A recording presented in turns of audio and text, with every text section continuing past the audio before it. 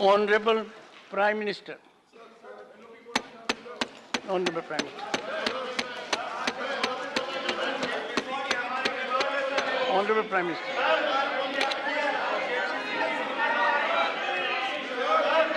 Honorable Prime Minister. आदरणीय सभापति जी,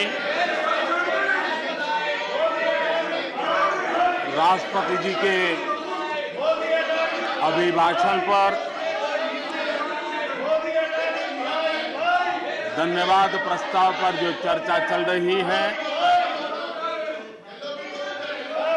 उस चर्चा में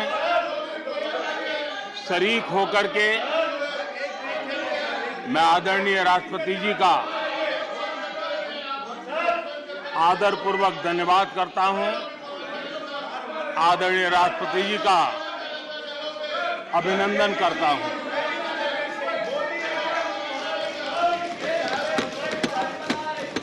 आदरणीय राष्ट्रपति जी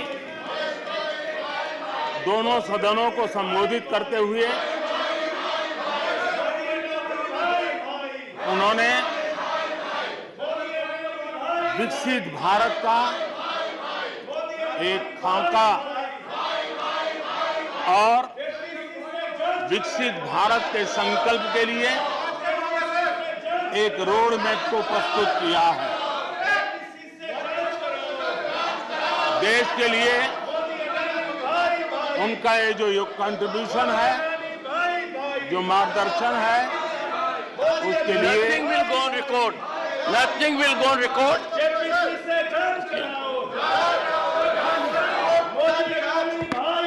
Honorable members, honorable members, honorable members, take your seat.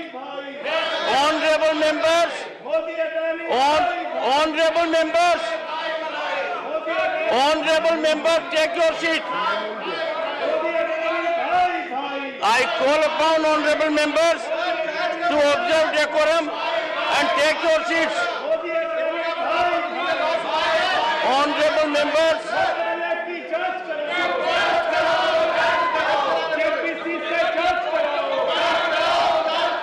honorable members, take your seats.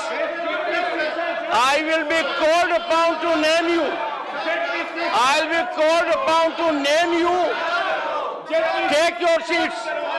Take your seats. Honorable Prime Minister.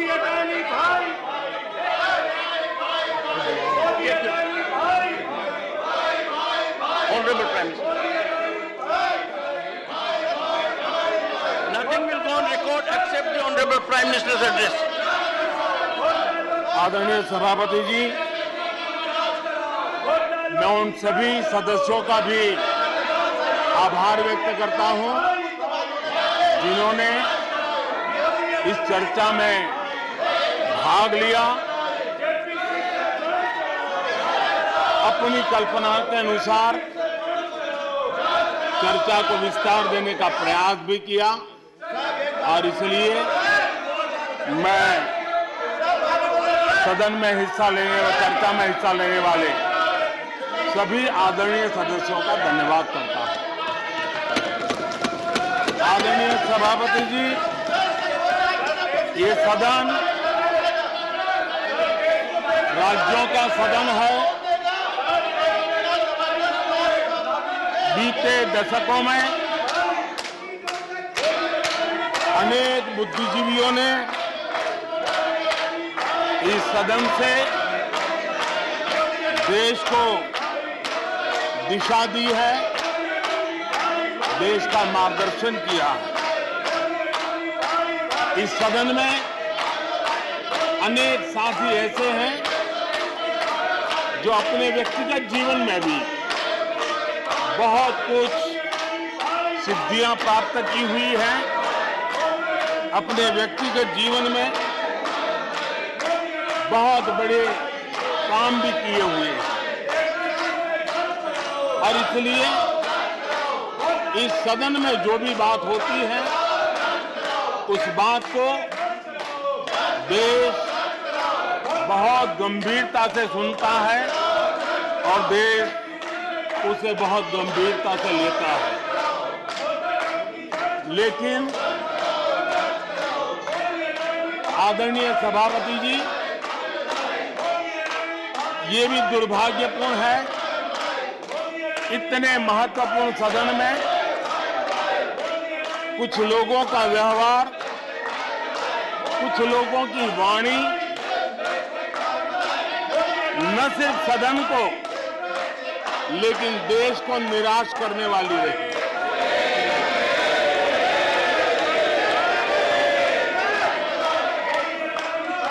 इस प्रकार की वृत्ति प्रवृत्ति के माननीय सदस्यों को मैं यही कहूंगा, कीचड़ उसके पास था, कीचड़ उसके पास था, मेरे पास गुलाल।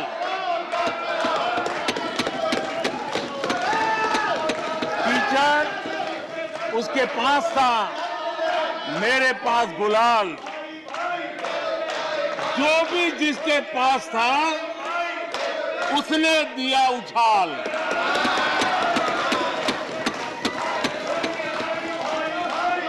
और अच्छा ही है, जितना कीचड़ उछालोगे कमल उतना ही ज्यादा खिलेगा।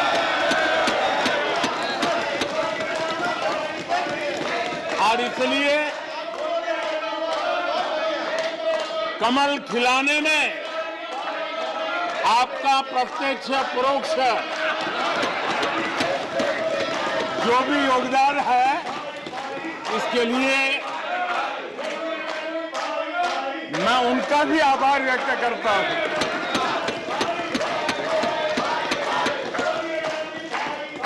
आदरणीय सभापति जी, कल विपक्ष के हमारे वरिष्ठ साथी आदरणीय खड़गे जी ने कहा कि हमने 60 साल में मजबूत बुनियाद बना रहे थे, ऐसा कल आपने कहा। और उनकी शिकायत थी कि बुनियाद तो हमने बनाई और क्रेडिट मोदी ले रहा है। लेकिन आदरणीय सभापति जी, 2014 में आकर के जब मैंने बारीकी से चीजों को बड़ी गहराई से देखने का प्रयास किया, फर्स्ट हैंड इंफॉर्मेशन लेने का प्रयास किया, तो मुझे नजर आया कि 60 साल कांग्रेस के परिवार ने, हो सकता है उनका इरादा मजबूत नींव बनाने का हो,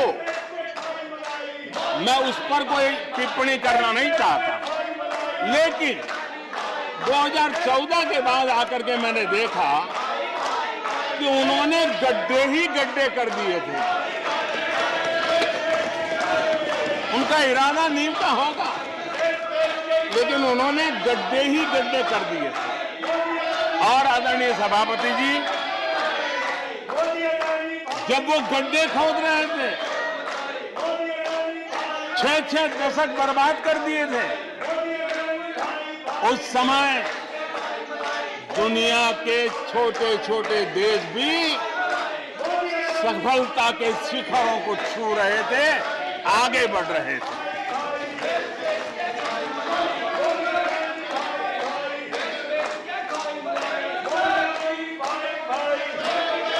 आदरणीय सभापति जी,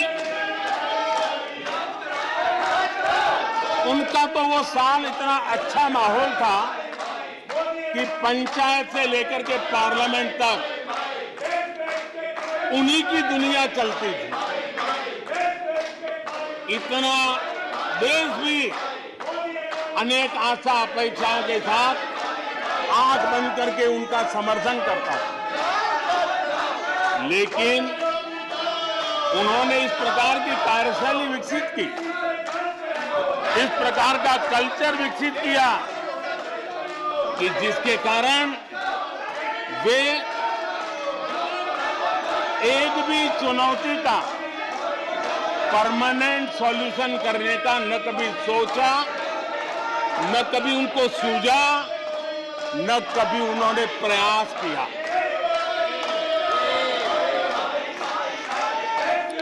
वे बहुत हो हल्ला हो जाता था तो चीजों को छू लेते थे, टोकनिज्म कर लेते थे और फिर आगे चले जाते थे। समस्याओं का समाधान करना ये उनका दायित्व था। देश की जनता समस्याओं से जूझ रही थी। देश की जनता देख रही थी कि समस्या का समाधान कितना बड़ा लाभ कर सकता है, लेकिन उनकी प्रायोरिटीज अलग थी, उनके इरादे अलग थे और उसके कारण किसी भी बात का परमानेंट सॉल्यूशन का प्रयास नहीं किया। आदरणीय सभापति जी, हमारी सरकार की पहचान जो बनी है वो हमारे पुरुषार्थ के कारण बनी है। एक के बाद उठाए गए कदमों के कारण बनी हुई और आज हम परमानेंट सॉल्यूशन की दिशा में आगे बढ़ते रहे हैं। हम एक एक विषय को छू करके भागने वाले लोग नहीं, लेकिन देश की मूलभूत आवश्यकताओं को परमानेंट सॉल्यूशन पर बल देते हुए हम आगे बढ़ रहे हैं। आदरणीय सभापति जी, अगर मैं पानी का ही उदाहरण लूं तो वो जमाना था कि किसी गांव में एक हैंडपंप लगा दिया तो हफ्ते भर उसका उत्सव मनाया जाता था और उस टोकनिज्म से पानी का काम किया करके गाड़ी चलाई जाती थी। कल यहां गुजरात का जिक्र कर रहे थे, आप हैरान होंगे, सबसे ज्यादा सीटों से जीतने का उनका जो गौरव था, वैसे एक मुख्यमंत्री एक शहर में पानी की टंकी का उद्घाटन करने गए थे और वो फ्रंट पेज पर हेडलाइन न्यूज था। यानी समस्याओं का टोकनिज्म क्या होता है, कैसे टाला जाता है, ये कल्चर देश ने देखा है। हमने भी पानी की समस्या को सुलझाने के लिए रास्ते अपनाए। हमने जल संरक्षण, जल सिंचन हर पहलू पर ध्यान दिया। हमने कैच द रेन अभियान से जनता को जोड़ा। इतना ही नहीं, आजादी के पहले से अब तक हम सरकार में आने तब तक सिर्फ 3 करोड़ घरों तक नल से जल मिलता था। आदरणीय सभापति जी, पिछले 3-4 साल में आज 11 करोड़ घरों को नल से जल मिल रहा है। भारत पानी की समस्या जो हर परिवार की समस्या होती है, जीवन में उसके बिना चल नहीं सकता और भविष्य के संभावनाओं को भी देखते हुए हमने उसके समाधान के रास्ते चुने। आदरणीय सभापति जी, मैं एक और विषय पर भी जाना चाहता हूं। Empowerment of common people. बैंकों का राष्ट्रीयकरण हुआ था, इस बात से हुआ था कि गरीबों को बैंकों का अधिकार मिले, ऐसी बहानेबाजी की गई थी। लेकिन इस बैंक देश के आधे से अधिक लोग बैंक से दरवाजे तक नहीं पहुंच पाए। हमने परमानेंट सॉल्यूशन निकाला और जनधन अकाउंट का अभियान चलाया। बैंकों को मोटिवेट किया, ऑन बोर्ड लिया। पिछले 9 साल में ही 48 करोड़ जनधन बैंक खाते खोले गए। इसमें 32 करोड़ बैंक खाते ग्रामीण और कस्बों में हुए हैं, यानी देश के गांव तक प्रगति की मिसाल को ले जाने का प्रयास हुआ। कल खड़गे जी शिकायत कर रहे थे कि मोदी जी बार बार मेरे चुनावी क्षेत्र में आते हैं। वो कह रहे थे मोदी जी कलबुर्गी आ जाते हैं। मैं जरा खड़गे जी को कहना चाहता हूं, मैं आता हूं उसकी शिकायत करने से पहले ये भी तो देखो कि कर्नाटका में 1,70,00,000 जनधन बैंक अकाउंट खुले हैं। इतना ही नहीं, उन्हीं के इलाके में कलबुर्गी में 8 लाख से ज्यादा जनधन खाते खुले हैं। अब सभापति जी बताइए, इतने बैंक के खाते खुल जाए, इतना एम्पावरमेंट हो जाए, लोग इतने जागरूक हो जाए और किसी का इतने सालों के बाद खाता बंद हो जाए तो उनकी पीड़ा मैं समझ सकता हूं और बार बार उनका दर्द झलकता है। और मैं तो हैरान हूं, कभी कभी यहां तक कह देते हैं कि एक दलित को हरा दिया। अरे भाई, उसी इलाके की जनता जनार्दन है, उसने दूसरे दलित को जीता दिया। अब आपको जनता नकार दे रही है, आपको हटा रही है, आपका खाता बंद कर रही है और आप रोना यहां रो रहे हो। आदरणीय सभापति जी,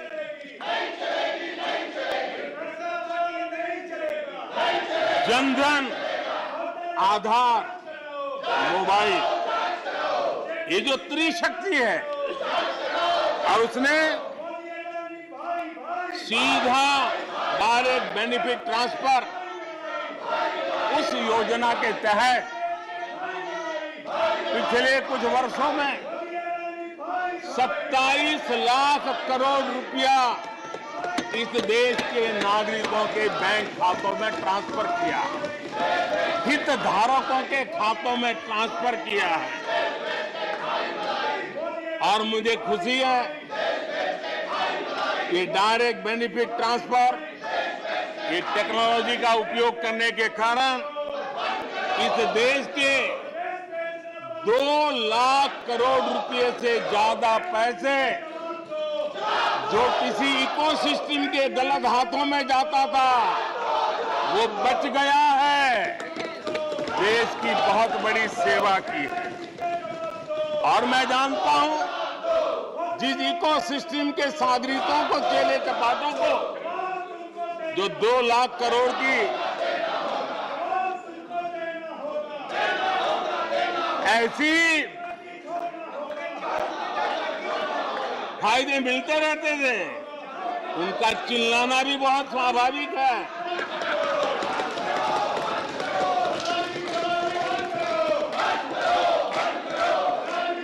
आदरणीय सभापति जी, हमारे देश में पहले परियोजनाएं अटकाना, लटकाना, भटकाना, ये उनकी कार्य संस्कृति का हिस्सा बन गया था। यही उनका कार्य करने का तरीका बन गया था।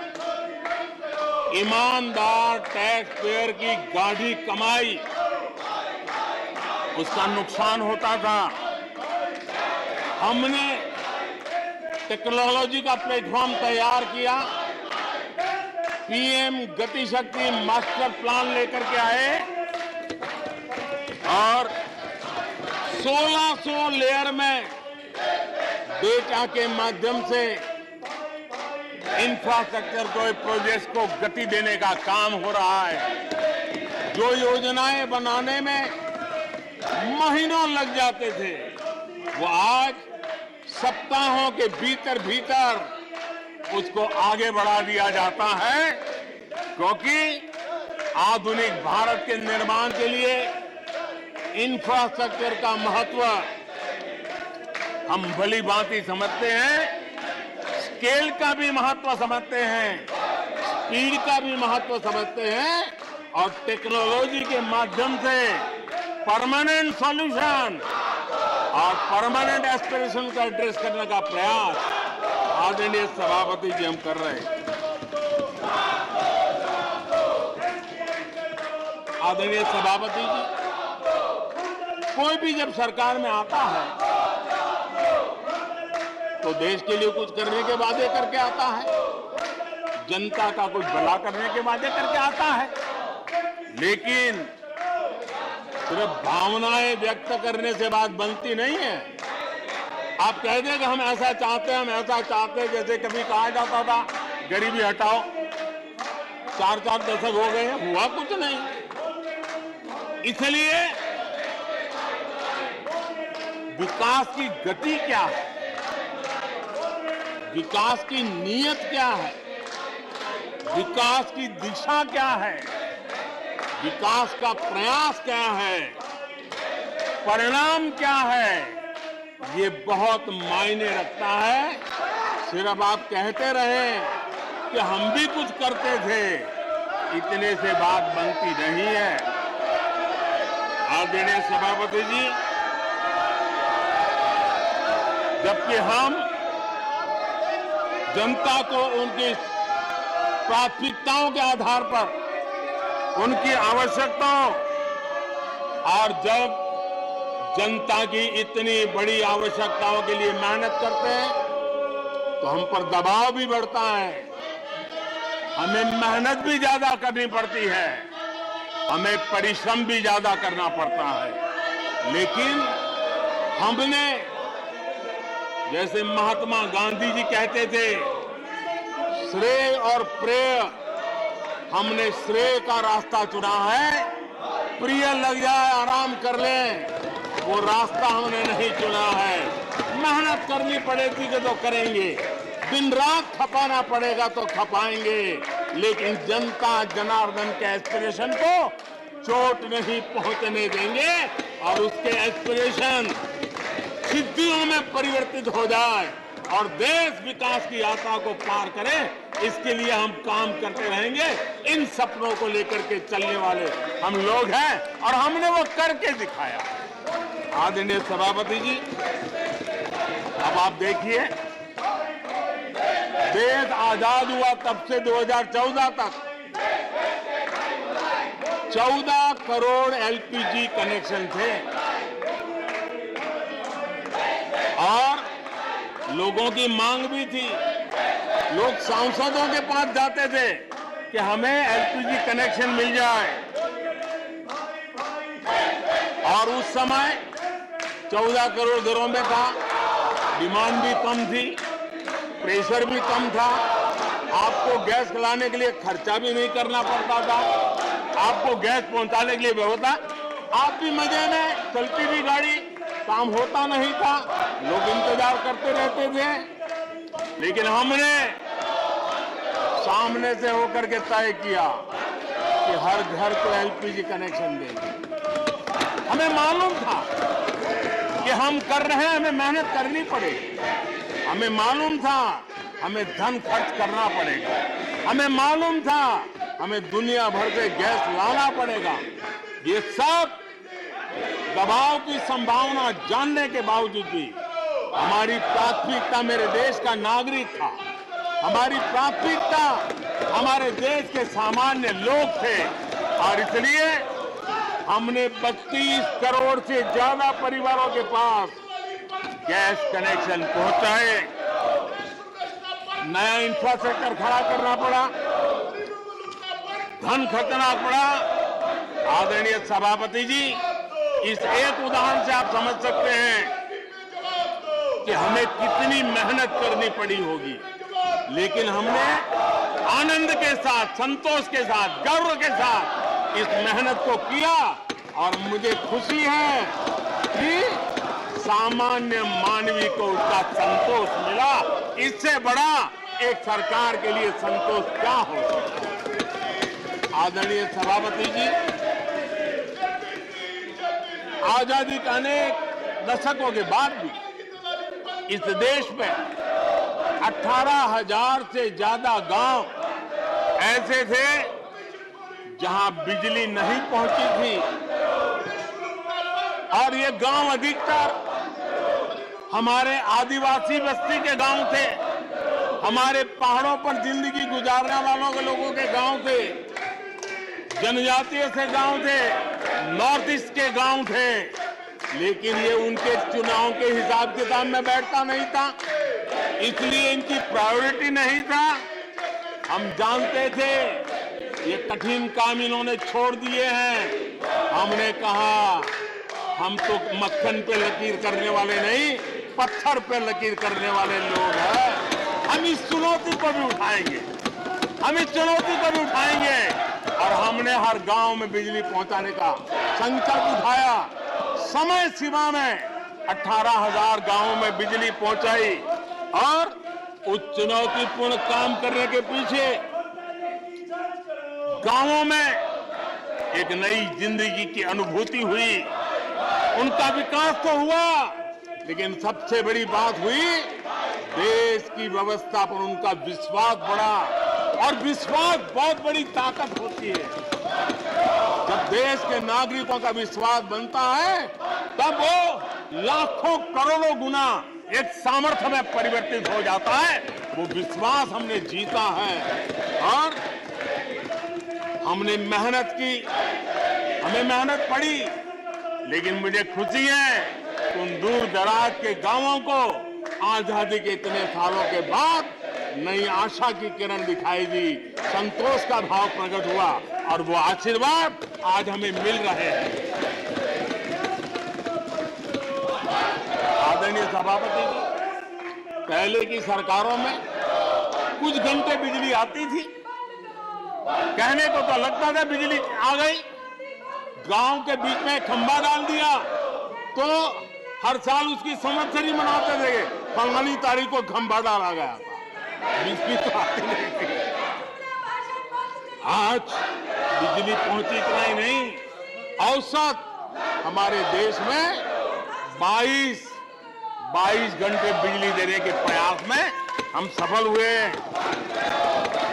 हमें इस काम के लिए नई ट्रांसमिशन लाइनें लगानी पड़ी, हमें नए ऊर्जा उत्पादन के लिए काम करना पड़ा, हमने सौर ऊर्जा की ओर जाना पड़ा, हमें रिन्यूएबल एनर्जी का नए क्षेत्र खोजने पड़े। हमने लोगों को उनके भाग्य पर नहीं छोड़ दिया, राजनीतिक फायदे घाटे की बात नहीं सोची, हमने देश का आने वाली कल उज्जवल बनाने का रास्ता चुना। हमने खुद के लिए दबाव बढ़ाया, लोगों की मांग बढ़ने लगी, दबाव बढ़ने लगा, हमने मेहनत वाला रास्ता चुना, और इसके नतीजे आज देश देख रहा है। देश ऊर्जा के क्षेत्र में प्रगति की ऊंचाइयों को प्राप्त कर रहा है। आदरणीय सभापति जी,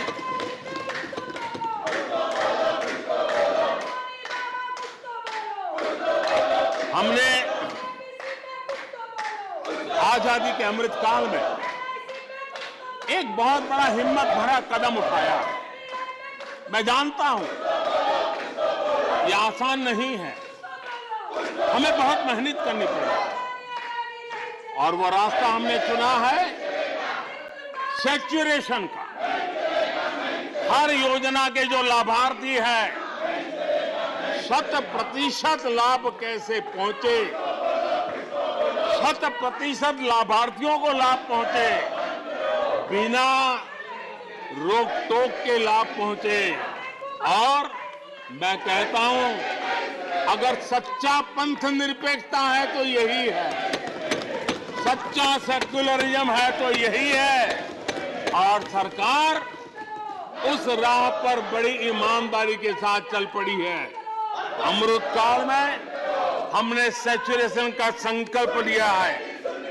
100% लाभार्थियों तक पहुंचने का भाजपा एनडीए सरकार का ये संकल्प है। आदरणीय सभापति जी, ये 100% वाली बात, ये सैचुरेशन वाली बात, देश की अनेक समस्याओं का समाधान तो है ही। उस नागरिक की समस्याओं का समाधान इतना ही नहीं है, देश की समस्याओं का समाधान है। एक ऐसी नई कार्य संस्कृति को लेकर के हम आ रहे हैं जो देश में मेरा तेरा अपना पराया उन सारे भेदों को मिटाने वाला रास्ता है। सैचुरेशन वाला हम लेकर के आए। सैचुरेशन तक पहुंचने का मतलब होता है भेदभाव की सारी गुंजाइशें खत्म करना। जब डिस्क्रिमिनेशन रहता है तब करप्शन को भी संभावना मिलती है। कोई कहेगा मुझे जल्दी दो, तो कहता है इतना दोगे तो दूंगा, लेकिन 100% जाना है तो उसको विश्वास होता है, भले इस महीने मुझे नहीं पहुंचा, 3 महीने के बाद पहुंचेगा, लेकिन पहुंचेगा, विश्वास बढ़ता है। ये तुष्टीकरण की आशंकाओं को समाप्त कर देता है। फलानी जाति को मिलेगा, फलाने परिवार को मिलेगा, फलाने गांव को मिलेगा, फलानी बिरादरी को मिलेगा, फलाने पंथ संप्रदाय वालों को मिलेगा, ये सारी तुष्टीकरण की आशंकाओं को खत्म कर देता है। स्वार्थ के आधार पर लाभ पहुंचाने की प्रवृत्ति को पूरी तरह खत्म कर देता है और समाज के आखिरी व्यक्ति को, जो आखिरी पंक्ति में खड़ा हुआ व्यक्ति है, और महात्मा गांधी जिसकी हमेशा वकालत करते थे, उसके अधिकारों की रक्षा इसके अंदर समाहित होती है और हम उसको सुनिश्चित करते हैं। और सबका साथ सबका विकास, ये मतलब यही है कि 100% उनके हकों को पहुंचाना। जब सरकार की मशीनरी का लक्ष्य हर पात्र व्यक्ति तक पहुंचने का हो तो भेदभाव पक्षपात टिक ही नहीं सकता।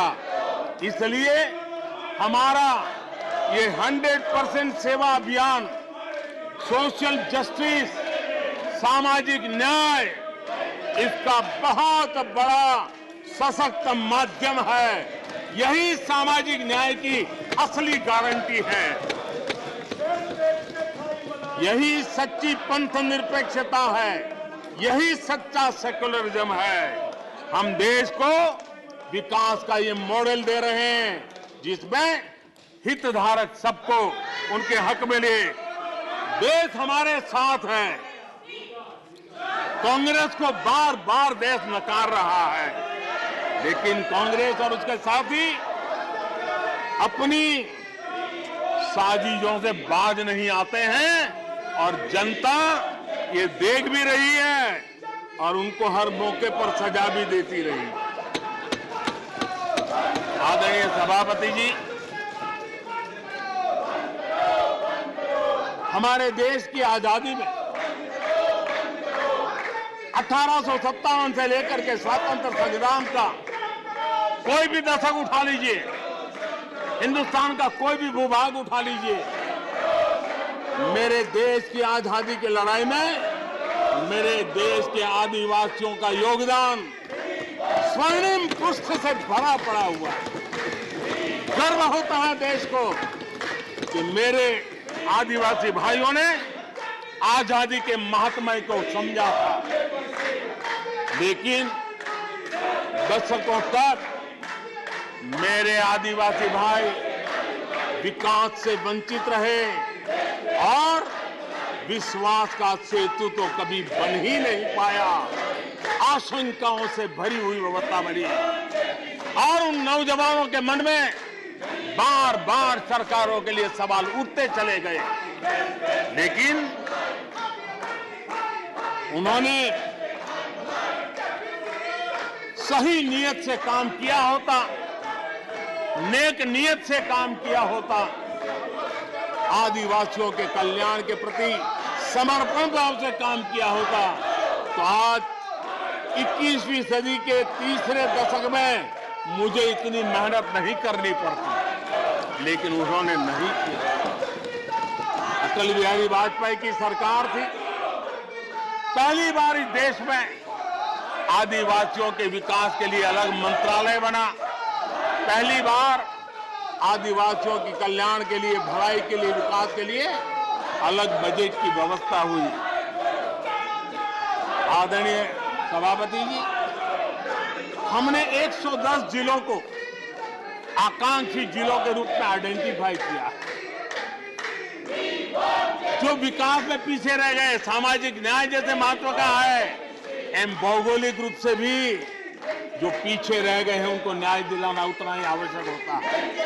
और इसलिए हमने 110 आकांक्षी जिले और 110 में आधे से अधिक वो इलाके हैं जहां बहुल जनसंख्या जनजातीय है, मेरे आदिवासी भाई बहन रहते हैं। 3 करोड़ से ज्यादा आदिवासी भाइयों को इसका सीधा लाभ मिला है, उनके जीवन में बदलाव आया है। इन क्षेत्रों में शिक्षा, स्वास्थ्य, इंफ्रास्ट्रक्चर, इसमें अभूतपूर्व सुधार हुआ है, क्योंकि हमने 110 जिलों पर विशेष फोकस किया है, उनका रेगुलर मॉनिटरिंग कर रहे हैं। यहां पर हमारे कुछ माननीय सदस्यों ने ट्राइबल सब प्लान की बात का जिक्र किया था।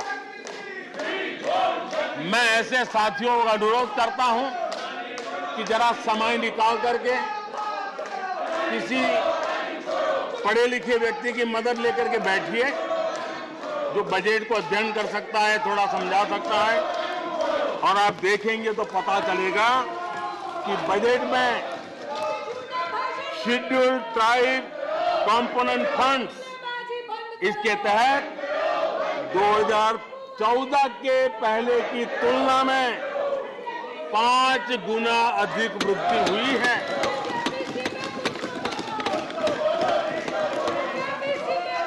आदरणीय सभापति जी, 2014 के पहले जब उनकी सरकार थी, तब एलोकेशन 20-25 हजार करोड़ रुपए के आसपास रहता था। बहुत पुरानी बात नहीं है, सिर्फ 20-25 हजार करोड़ रुपए। आज यहां आकर के गीत गा रहे हैं। हमने आकर के इस वर्ष 1,20,000 करोड़ का प्रावधान किया। हमने बीते 9 वर्षों में हमारे आदिवासी, हमारे जनजातीय भाई बहनों के उज्जवल भविष्य के लिए और बच्चों के उज्जवल भविष्य के लिए 500 नए एकलव्य मॉडल स्कूल स्वीकृत किए हैं, और ये 4 गुना ज्यादा बढ़ोतरी है। इतना ही नहीं, स्कूलों में टीचर, स्टाफ, इस बार हमने 38,000 नए लोगों के रिक्रूटमेंट का, हमने भर्ती का इस बजट में प्रावधान किया।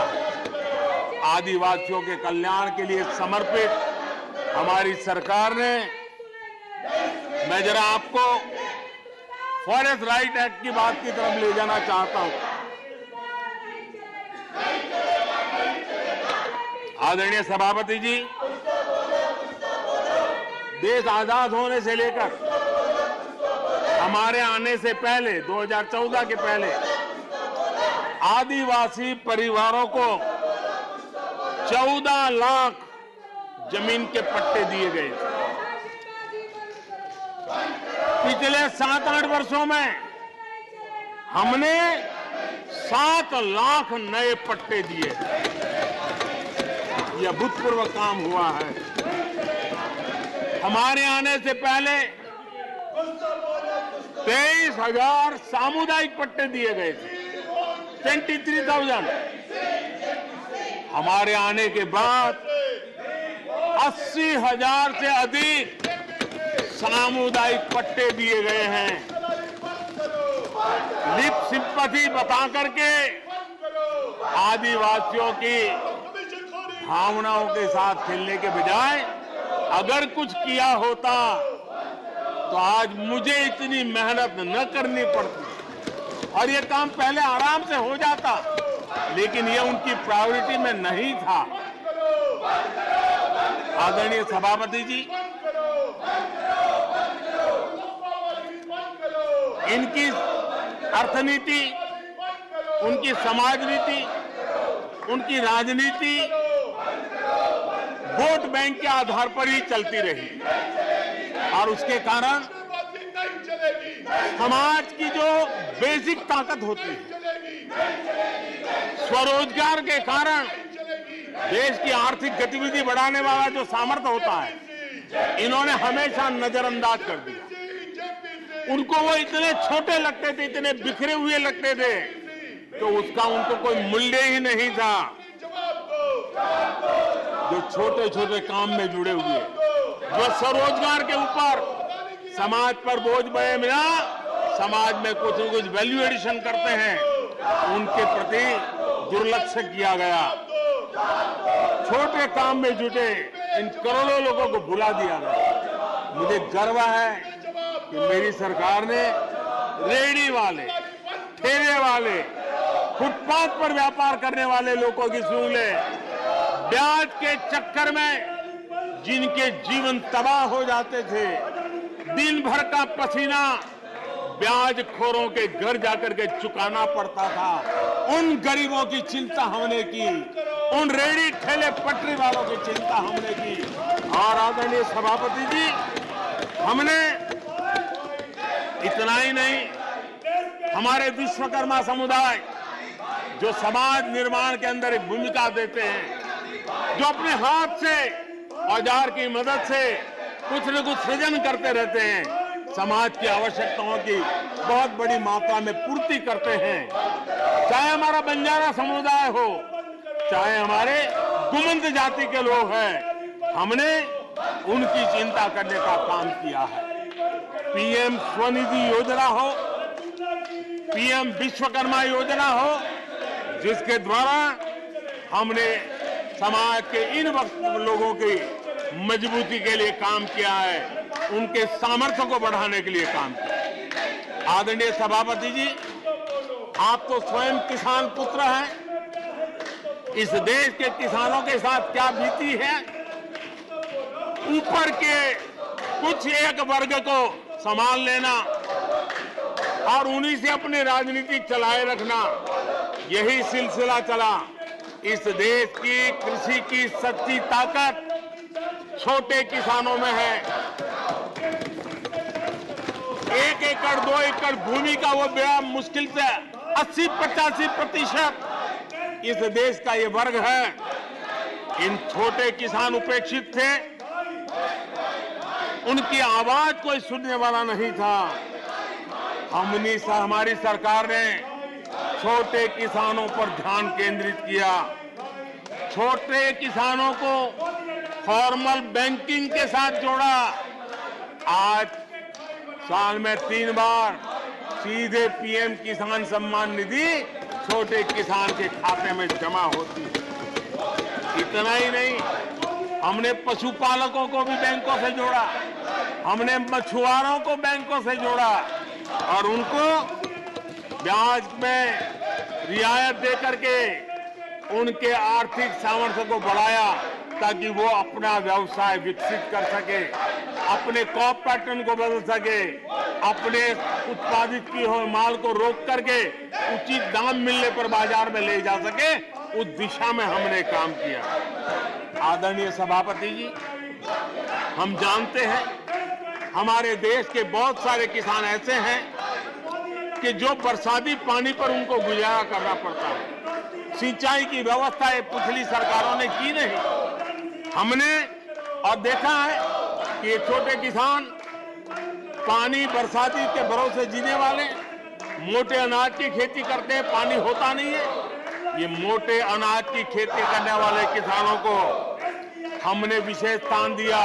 हमने यूएन को लिखा कि मिलेट ईयर मनाइए, दुनिया में भारत के मोटे अनाज की एक ब्रांडिंग बने, मार्केटिंग बने, और उसके सुविचारित रूप से अब उस मोटे अनाज को श्री अन्न के रूप में, जैसे श्रीफल का महात्मा है, वैसे ही श्री अन्न का महात्मा बने और छोटे किसान जो पैदावार करते हैं उनको उचित दाम मिले, ग्लोबल मार्केट मिले, देश में क्रॉप पैटर्न में परिवर्तन आए।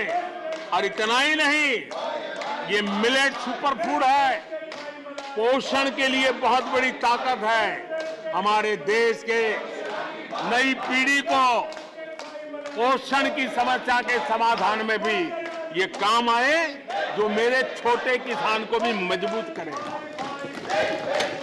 हमने फर्टिलाइजर में भी अनेक नए विकल्प डेवलप किए हैं, उसका भी लाभ मिल रहा है। आदरणीय सभापति जी,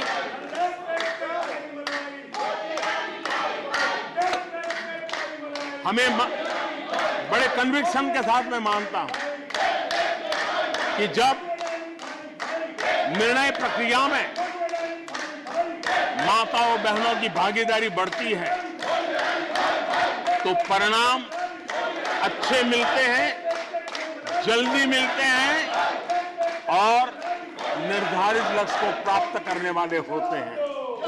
और इसलिए माता बहनों की भागीदारी बढ़े, वे निर्णय प्रक्रिया में हमारे साथ जुड़े, उस दिशा में महिला सशक्तिकरण को लेकर के, महिलाओं के नेतृत्व के विकास के लिए हमारी सरकार ने प्राथमिकता दी है।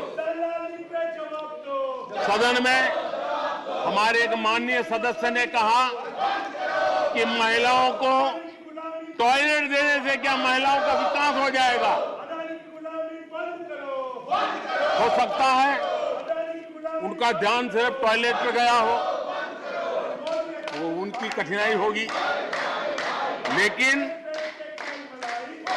मैं जरा बताना चाहता हूं, मुझे इस बात का गर्व है और मैं गर्व अनुभव करता हूं,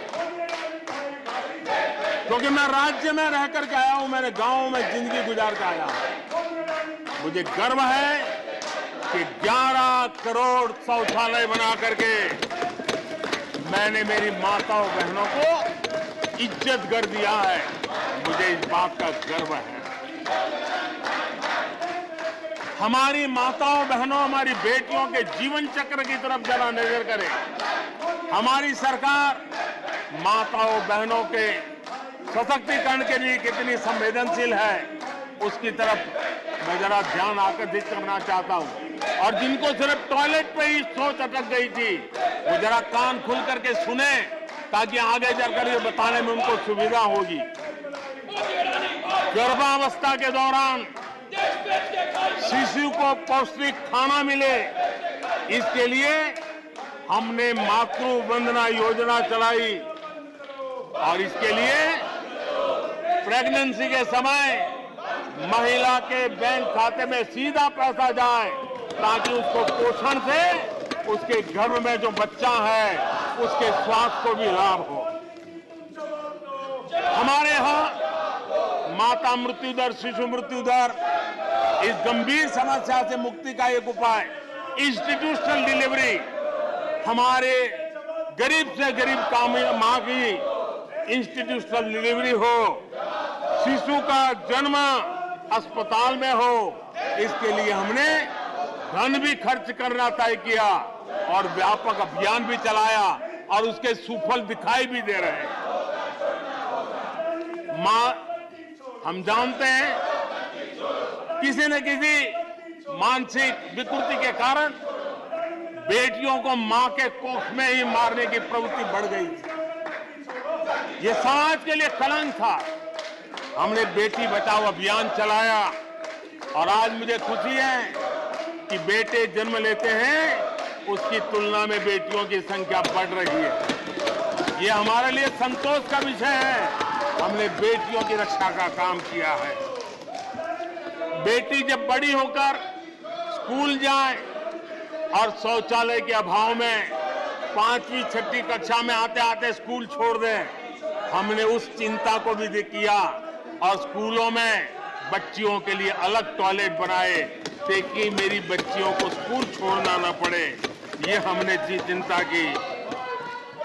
बेटी की शिक्षा जारी रहे और इसलिए हमने सुकन्या समृद्धि योजना, जिसमें अधिक ब्याज दे करके बेटियों को सुरक्षित शिक्षा की व्यवस्था का प्रबंध किया ताकि परिवार भी उनको प्रोत्साहन दे।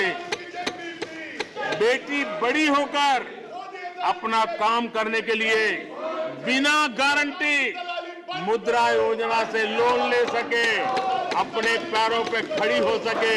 और मुझे खुशी है कि मुद्रा योजना के लाभार्थियों में 70% हमारी माताएं बेटियां हैं। हमने ये काम किया है। मां बनने के बाद भी नौकरी जारी रख सके, इसके लिए मातृत्व अवकाश में हमने वृद्धि की है। वो डेवलप कंट्रियों से भी कभी कभी ज्यादा है। ये काम हमने किया है। बेटियों के लिए हमने सैनिक स्कूल खोल दिए हैं। आदरणीय सभापति जी, आप तो स्वयं सैनिक स्कूल के विद्यार्थी रहे हैं। बेटियों को वहां एंट्री नहीं थी, वो काम भी हमने कर दिया। आज सैनिक स्कूलों में मेरी बेटियां पढ़ रही हैं। इतना ही नहीं, हमारी बेटियां अबला नहीं सबला है। वो सेना में जाना चाहती है, अफसर बनना चाहती है। हमने हमारी बेटियों को सेना के दरवाजे भी खोल दिए हैं और आज गर्व होता है सियाचिन में मेरे देश की कोई बेटी मां भारती की रक्षा करने के लिए तैनात होती है।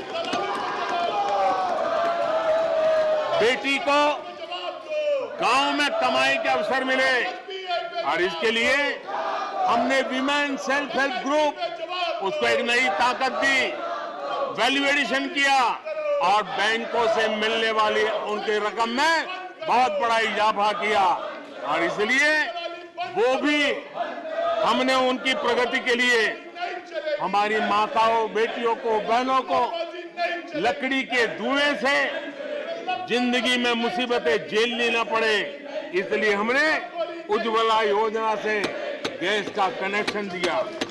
हमारी माताओं, बहनों को, बेटियों को पीने का पानी के लिए जूझना न पड़े, 2-2, 4-4 किलोमीटर तक जाना न पड़े। हमने नल से घर तक पानी पहुंचाने का अभियान चलाया ताकि मेरी माताओं, बेटों को, बेटियों को, बहनों को, बेटियों को अंधेरे में गुजारा न करना पड़े। इसलिए हमने सौभाग्य योजना से ऐसे गरीब परिवारों तक बिजली पहुंचाई। बेटी, मां, बहन कितनी ही गंभीर बीमारी हो लेकिन कभी बताती नहीं है। उसको चिंता रहती है कि कहीं बच्चों पे कर्ज हो जाएगा, परिवार पर बोझ हो जाएगा। वो पीड़ा सहती है लेकिन अपने बच्चों को अपनी बीमारी के विषय में नहीं बताती है। उन माताओं, बहनों को आयुष्मान कार्ड दे करके अस्पताल में बड़ी से बड़ी बीमारी से मुक्ति का रास्ता हमने खोल दिया है। आदरणीय सभापति जी, बेटी का संपत्ति पर अधिकार हो, इसलिए हमने सरकार की तरफ से जो आवाज देते हैं उसमें बेटी के राइट को निश्चित किया, उसके नाम पर प्रॉपर्टी करने का काम किया। हमने महिला सशक्तिकरण के लिए हमारी माताओं, बहनों को जो भी छोटी मोटी बचत कर लें, मुसीबत झेल करके बचत करना माताओं, बहनों का स्वभाव होता है और वो घर में अनाज के डिब्बे में पैसे रख करके गुजारा करती है। उस मुसीबत में निकाल के हमने उसको जनधन के खाते दे दिए। बैंक में पैसा जमा करे इसकी व्यवस्था कर दी। और आदरणीय सभापति जी, इस बजट सत्र के लिए तो गर्व की बात है कि बजट सत्र का प्रारंभ महिला राष्ट्रपति के द्वारा होता है और बजट सत्र का विधिवत प्रारंभ महिला वित्त मंत्री के अवसर पर होता है। देश में ऐसा संयोग पहले कभी नहीं आया जो आज आया है। और हमारा तो प्रयास रहेगा कि ऐसे शुभ अवसर आगे भी देखने को मिले।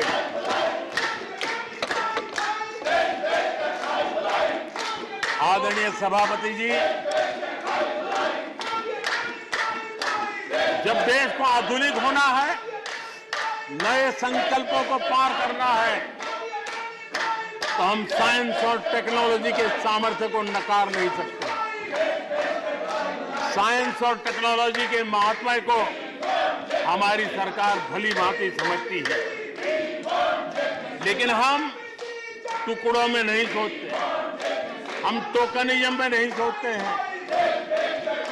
हम साइंस और टेक्नोलॉजी की तरफ से देश को आगे बढ़ाने के लिए हर दिशा में काम कर रहे हैं, सार्वत्रिक प्रयास कर रहे हैं, अनेकविध इनिशिएटिव ले रहे हैं।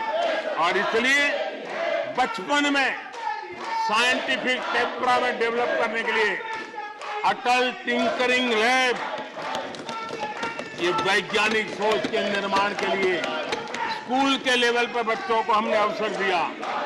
उससे थोड़ा आगे निकले, बच्चा कुछ करना शुरू कर ले, तो हमने अटल इंक्यूबेशन सेंटर खड़े किए ताकि कुछ अगर अच्छी प्रगति की है तो उसको वो वायुमंडल मिले, ताकि वो टेक्नोलॉजी में कन्वर्ट करने के लिए वो खोज, वो इनोवेशन काम आ जाए। इसके लिए हमने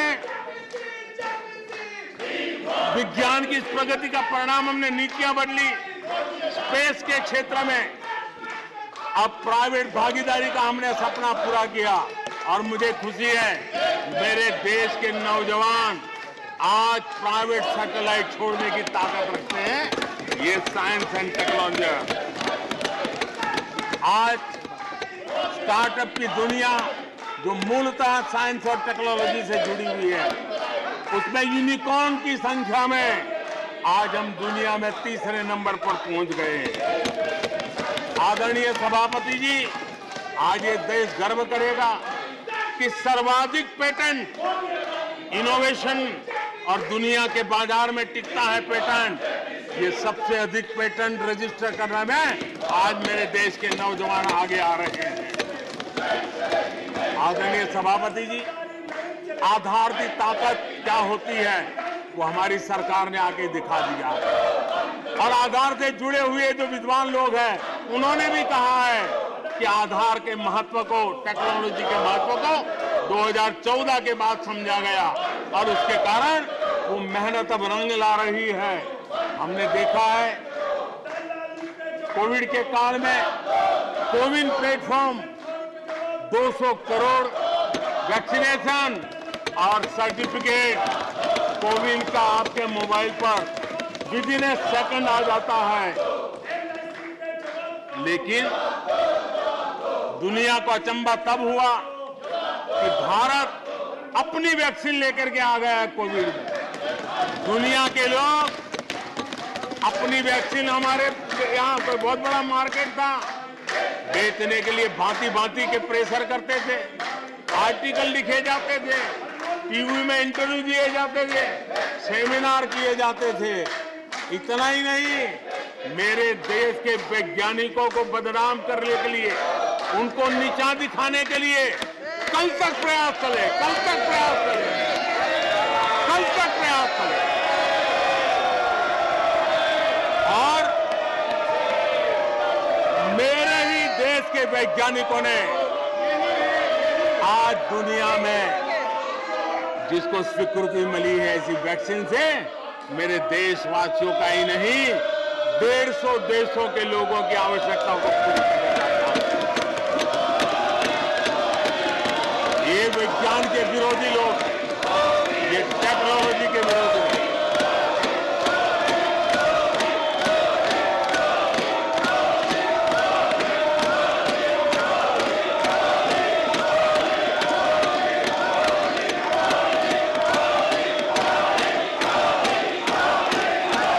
आदरणीय सभापति जी, ये विज्ञान के विरोधी है, ये टेक्नोलॉजी के विरोधी है।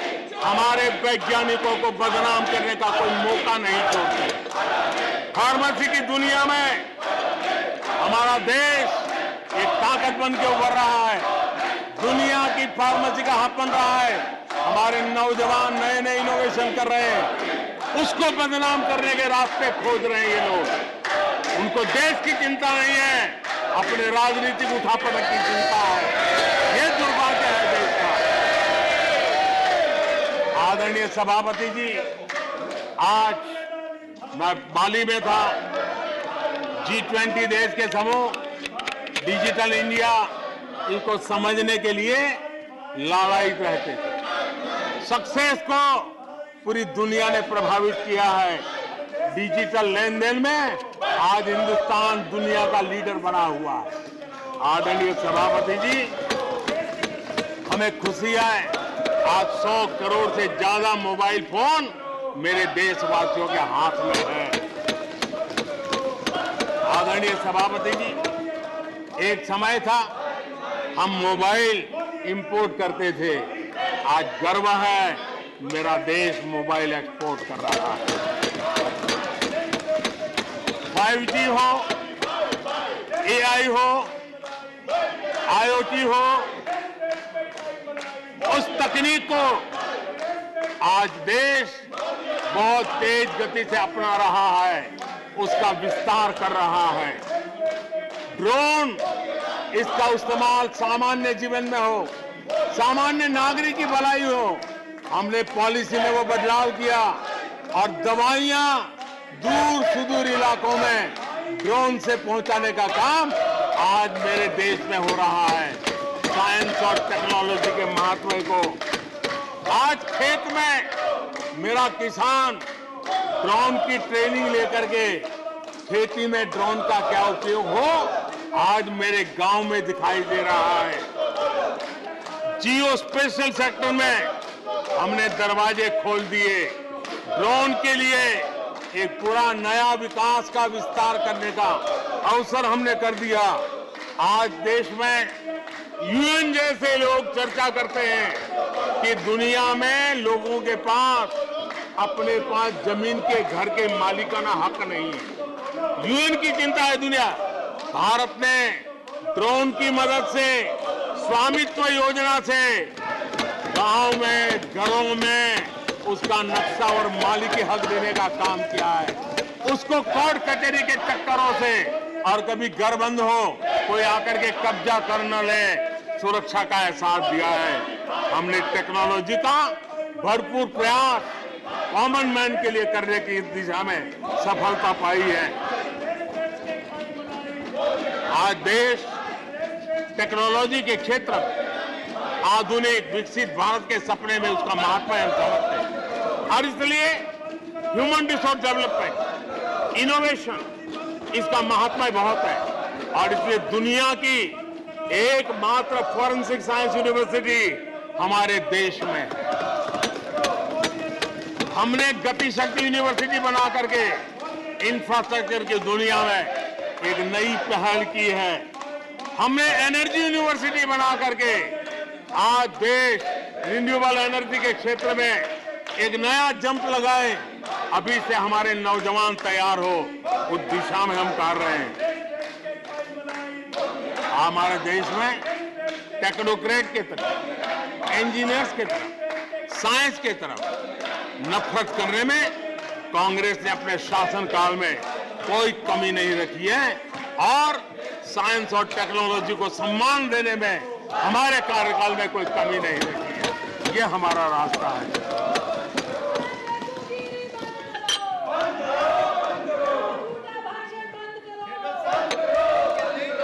आदरणीय सभापति जी, यहाँ रोजगार की भी चर्चा हुई। मैं हैरान हूं कि जो अपने आप को सबसे लंबे समय तक सार्वजनिक जीवन का दावा करते हैं, इनको ये मालूम नहीं है कि नौकरी और रोजगार में फर्क होता है। जिनको नौकरी और रोजगार का फर्क समझ नहीं है, वो हमें उपदेश दे रहे हैं। आदरणीय सभापति जी, नए नए नैरेटिव गढ़ने के लिए आधी अधूरी चीजों को पकड़ करके झूठ फैलाने के प्रयास हो रहे हैं। बीते 9 वर्ष में अर्थव्यवस्थाओं का जो विस्तार हुआ है, नए सेक्टर्स में रोजगार की नई संभावनाएं बनी। आज ग्रीन इकोनॉमी में देश जिस प्रकार से आगे बढ़ रहा है, उसने ग्रीन जॉब की बहुत बड़ी संभावनाएं धरती पर उतार करके दिखाई है और अधिक संभावनाएं बनी हुई है। डिजिटल इंडिया के विस्तार से डिजिटल इकोनॉमी, उसका भी एक नया क्षेत्र। आज सर्विस सेक्टर में डिजिटल इंडिया एक नई बुलंदी पर है। 5 लाख कॉमन सर्विस सेंटर, गांव के अंदर एक कॉमन सर्विस सेंटर में 2-2, 5-5 लोग रोजी रोटी कमाते हैं। और दूर सुदूर जंगलों के छोटे छोटे गांव में भी कॉमन सर्विस सेंटर में आज हमारे देश की आवश्यक सेवाएं गांव के लोगों को एक बटन पर उपलब्ध हो, ये व्यवस्था हुई है। डिजिटल इकोनॉमी ने अनेक नए रोजगार की संभावनाएं पैदा की। आदरणीय सभापति जी, 90,000 रजिस्टर्ड स्टार्टअप, इसने भी रोजगार के नए द्वार खोले हैं। अप्रैल से नवंबर 2022 के दौरान ईपीएफओ पेरोल में 1 करोड़ से अधिक लोग जोड़े गए हैं। 1 करोड़ से अधिक लोग। आदरणीय सभापति जी, आत्मनिर्भर भारत रोजगार योजना, इसके जरिए 60 लाख से अधिक नए कर्मचारियों का लाभ हुआ है। आत्मनिर्भर भारत अभियान के तहत हमने अपने उद्यमियों के लिए स्पेस, डिफेंस, ड्रोन, माइनिंग, कोल, अनेक क्षेत्रों को खोला है, जिसके कारण रोजगार की संभावना में नई गति आई है। और देखिए, हमारे नौजवानों ने इन सारे कदमों का आगे आकर के अवसर लिया, उठाया है, उसका फायदा। आदरणीय सभापति जी, रक्षा के क्षेत्र में यह देश आत्मनिर्भर बने, ये देश के लिए बहुत आवश्यक है। मुझे खुशी है कि रक्षा के क्षेत्र आत्मनिर्भरता का मिशन लेके हम चले। आज 350 से ज्यादा निजी कंपनियां रक्षा के क्षेत्र में आई है और करीब 1 लाख करोड़ रुपए का एक्सपोर्ट रक्षा के क्षेत्र में मेरा देश कर रहा है। और अभूतपूर्व रोजगार इस क्षेत्र में भी पैदा हुए हैं। आदरणीय सभापति जी, रिटेल से लेकर के टूरिज्म तक हर सेक्टर का विस्तार हुआ है। खादी और ग्रामोद्योग, महात्मा गांधी के साथ जो व्यवस्था जुड़ी हुई है, खादी ग्रामोद्योग को भी डुबो दिया था। आजादी के बाद सर्वाधिक खादी ग्रामोद्योग के रिकॉर्ड तोड़ने का काम हमारे कालखंड में हुआ है। आदरणीय सभापति जी, इंफ्रास्ट्रक्चर में हो रहा रिकॉर्ड निवेश, चाहे रेल का काम होता हो, रोड का काम होता हो, पोर्ट का काम होता हो, एयरपोर्ट का काम होता हो, प्रधानमंत्री ग्राम सड़क योजनाएं बनती हो, ये सारे इंफ्रास्ट्रक्चर के काम, उसके लिए जो मटेरियल लगता है, उस इंडस्ट्री में रोजगार की संभावनाएं बढ़ी है। हर जगह निर्माण कार्य के अंदर मजदूर से लेकर मैकेनिक तक हर प्रकार के रोजगार की संभावनाएं, इंजीनियर से लेकर के श्रमिक तक हर किसी के लिए रोजगार के नए अवसर बने हैं। और उसी के कारण यूथ विरोधी नीति लेकर के चले हुए लोगों को आज यूथ नकार रहा है। और यूथ के भलाई के लिए हम जिन नीतियों को लेकर के चल रहे हैं, इसको आज देश स्वीकार कर रहा है। आदरणीय सभापति जी, यहां भी ये भी कहा गया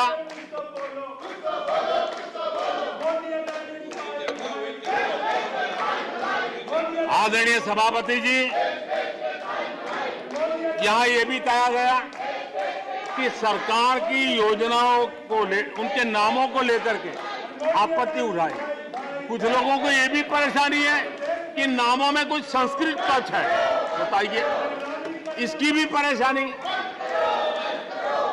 आदरणीय सभापति जी, मैंने किसी अखबार में पढ़ा था, मैं कोई वेरीफाई तो नहीं किया है, और रिपोर्ट कह रही थी 600 जितनी सरकारी योजनाएं सिर्फ गांधी नेहरू परिवार के नाम पे है।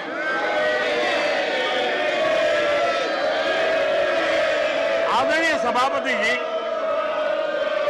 किसी कार्यक्रम में अगर नेहरू जी के नाम का उल्लेख नहीं हुआ तो कुछ लोगों के बाल खड़े हो जाते हैं, उनका लहू एकदम गर्म हो जाता है कि नेहरू जी का नाम क्यों नहीं दिया। आदरणीय सभापति जी, मैं बहुत आश्चर्य होता है कि चलो भाई, हमसे कभी छूट जाता होगा नेहरू जी का नाम, और छूट जाता होता होगा, हम ठीक भी कर लेंगे क्योंकि वो देश के पहले प्रधानमंत्री थे। लेकिन मुझे ये समझ नहीं आता है कि उनकी पीढ़ी का कोई व्यक्ति नेहरू सरनेम रखने से डरता क्यों है। क्या शर्मिंदगी है नेहरू सरनेम रखने से? क्या शर्मिंदगी है? इतना बड़ा महान व्यक्तित्व अगर आपको मंजूर नहीं है, परिवार को मंजूर नहीं है, और हमारा हिसाब मांगते रहते हो। आदरणीय सभापति जी,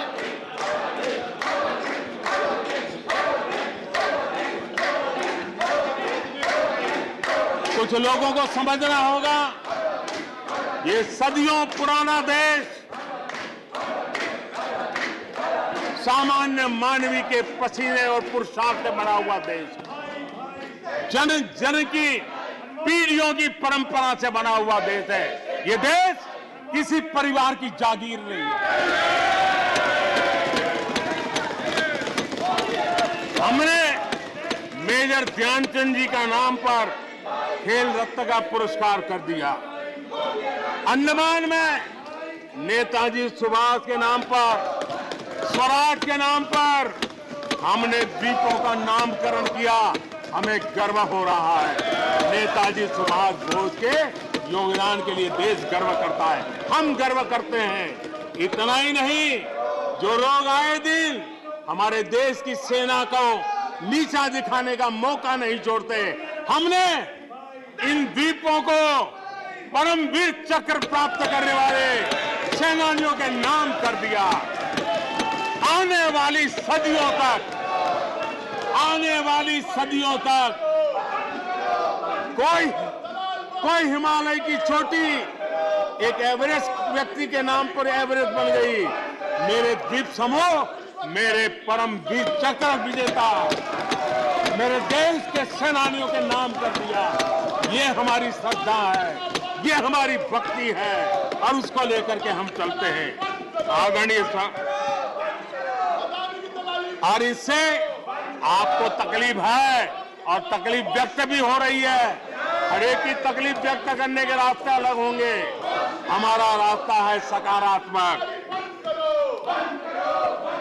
कभी कभी अब ये सदन है, एक प्रकार से राज्यों का महात्मा है, हम पर ऐसे भी आरोप लगाए जाते हैं कि हम राज्यों को परेशान करते हैं।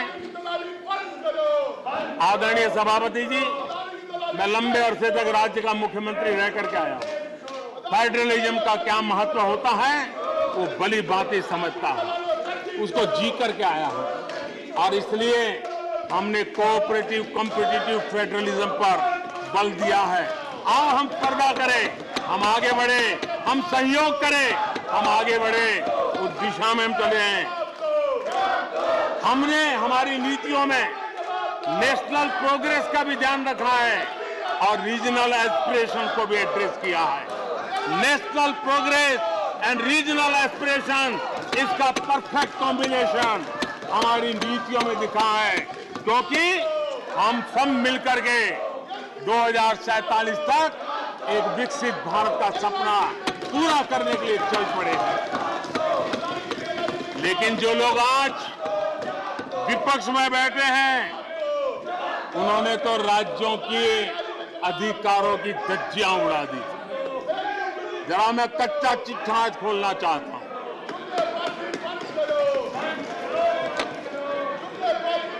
जरा इतिहास उठा करके देख लीजिए, वो कौन पार्टी थी, वो लोग कौन सत्ता में बैठे थे जिन्होंने आर्टिकल 356 का सबसे ज्यादा दुरुपयोग किया।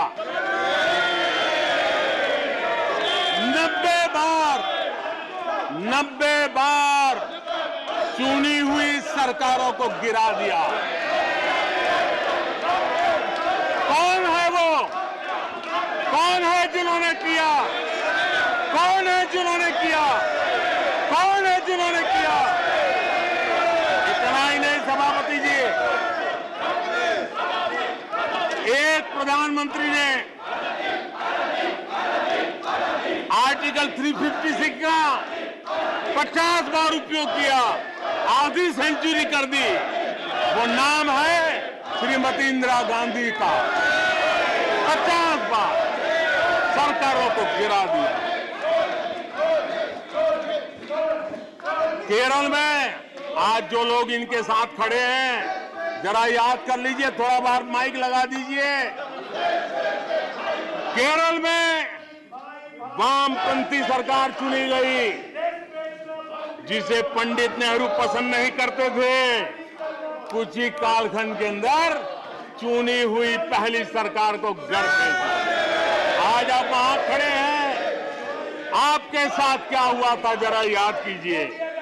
आदरणीय सभापति जी, जरा डीएमके के मित्रों को भी बताता हूं, तमिलनाडु में एमजीआर और करुणानिधि जैसे दिग्गजों की सरकारें, उन सरकारों को भी इन्हीं कांग्रेस वालों ने बर्खास्त कर दिया।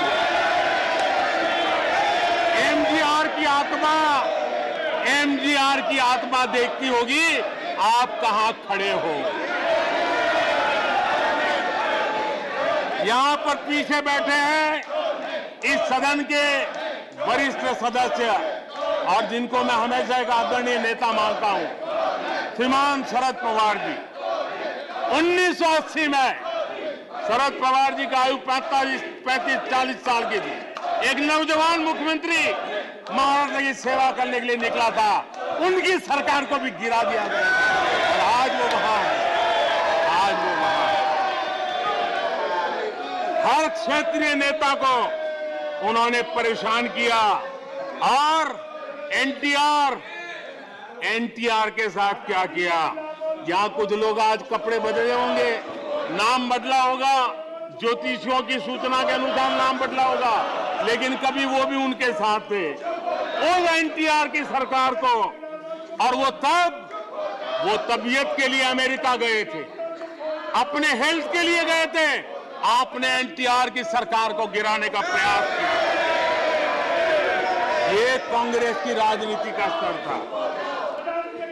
आदरणीय सभापति जी, अखबार निकाल के देख लीजिए, हर अखबार लिखता था कि राजभवनों को कांग्रेस के दफ्तर बना दिए गए हैं, कांग्रेस के हेडक्वार्टर बना दिए गए। 2005 में झारखंड में एनडीए के पास ज्यादा सीटें थी, लेकिन गवर्नर ने यूपीओ को शपथ के लिए बुला लिया था। 1982 में हरियाणा में भाजपा और देवीलाल के पास प्री पोल उनका एग्रीमेंट था, उसके बावजूद भी गवर्नर ने कांग्रेस की सरकार के लिए निमंत्रण कर दिया था। ये कांग्रेस के पाप, और आज देश को गुमराह करने की बातें कर रहे हैं। आदरणीय सभापति जी, मैं एक बात को जानना चाहता हूं, मैं एक गंभीर विषय की ओर अब ध्यान देना भी चाहता हूं। महत्वपूर्ण विषयों को मैंने स्पर्श किया है और आज देश में आर्थिक नीतियों की जिनको समझ नहीं है, जो 24 घंटा राजनीति के सिवाय कुछ सोचते नहीं है, जो सत्ता के खेल खेलना यही जिनको सार्वजनिक जीवन का काम दिखता है, उन्होंने अर्थनीति को अनर्थ नीति में परिवर्तित कर दिया। मैं उनको चेतावनी देना चाहता हूं और मैं इस सदन की गंभीरता के साथ उनसे कहना चाहता हूं कि अपने रिस्पेक्टिव स्टेट को जाके समझाएं कि ये गलत रास्ते पर न चले जाएं। हम हमारे पड़ोस के देशों का हाल देख रहे हैं कि वहां पर क्या हाल हुआ है, अनाप शनाप कर्ज लेकर के किस प्रकार के देशों को डुबो दिए गए। आज हमारे देश में भी तत्कालीन लाभ के लिए अगर भुगतान करेगा तो आने वाली पीढ़ी करेगी। हम तो कर्ज करो जीपीओ वाला खेल आने वाला देखेगा। ये कुछ राज्यों ने अपनाया है, वो उनका तो तबाह कर देंगे, देश को भी बर्बाद कर देंगे। अब देश अब कर्ज के तले दबते जा रहे हैं। ये देश आज दुनिया में उनको कर्ज देने के लिए कोई तैयार नहीं है। ये मुसीबतों से गुजर रहे हैं। मैं राजनीतिक वैचारिक मतभेद हो सकते हैं, दलों के विषय में एक दूसरे के प्रति टीका टिप्पणी हो सकती है, लेकिन देश की आर्थिक सेहत के साथ खिलवाड़ मत कीजिए। आर्थिक सेहत के साथ खिलवाड़ मत कीजिए। आप ऐसा कोई पाप मत कीजिए जो आपके बच्चों के अधिकारों को छीन ले और आज अपना मौज कर लें और बच्चों के नसीब में बर्बादी छोड़ के चले जाए। ऐसा करके न जाए। आज आपको पॉलिटिकली सूट कर, मैंने तो देखा एक सरकार, एक मुख्यमंत्री ने बयान दिया कि भाई अब ठीक है, मैं तो निर्णय करता हूं, अभी मुसीबत मुझे कहां आएगी, 2030-32 के बाद आएगी, जो आएगा वो भुगतेगा। क्या कोई देश ऐसे चलता है क्या? लेकिन ये जो वृत्ति बन रही है वो बहुत चिंता का विषय है। आदरणीय सभापति जी, देश की आर्थिक सेहत के लिए राज्यों ने भी अपनी आर्थिक सेहत के संबंध में डिसिप्लिन का रास्ता चुनना पड़ेगा और तभी जाकर के वे राज्य भी इस विकास की यात्रा का लाभ ले पाएंगे और उनके राज्यों के नागरिकों का भला करने में हमें भी सुविधा हो जाएगी, ताकि हम उन तक लाभ पहुंचाना चाहते हैं। आदरणीय सभापति जी, 2047 में यह देश विकसित भारत बने, ये हम सबका संकल्प है।